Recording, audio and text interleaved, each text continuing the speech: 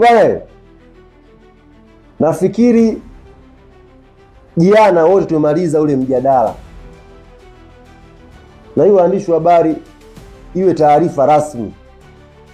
Jamani, acheni kumfananisha Djigui Diarra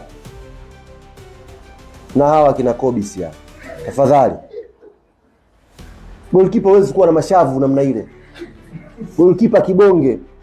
Tafadhali, Djigui Diarra ni klasi nyingine. Msifanye watu wafukuzwe kwenye timu zao kwa kumfananisha Diarra na hao makipa. Tafadhali. Tafadhali sana. Kipa futi 2 bonge.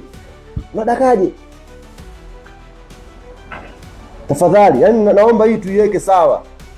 Djigui Diarra haitakiwa apewe tuzo za goalkeeper bora misimu yote aliyocheza hapa. Yote. Na msimu huu pia tuzo yake iandaliwe. Kama watafanya zile sheria tuzo apewe 2 mfululizo to save budget. 2 yote apewe Djigui Diarra aende. Best. Sisi kwenye nyakati hizi ngumu hapa katuokolea pointi hapa. Katugea pointi ambazo kimpira unasema zile pointi 2 ambazo Yanga amepata kwenye sare amezileta Djigui Diarra. Ilikuwa toke bila pointi.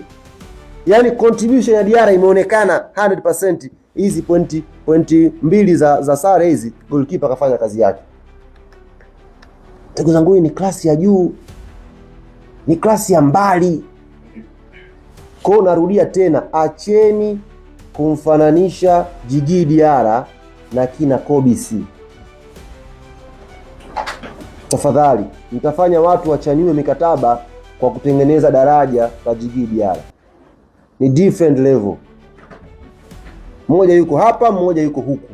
Tofauti. Kwa hiyo ni muhimu pia ili mkaanza kuliandika kutokea leo kwamba Diarra asifananishwe na Kobisi. Na hii msiache. Diarra asifananishwe na Kobisi. Rudieni, Diarra asifananishwe. Mmegoma?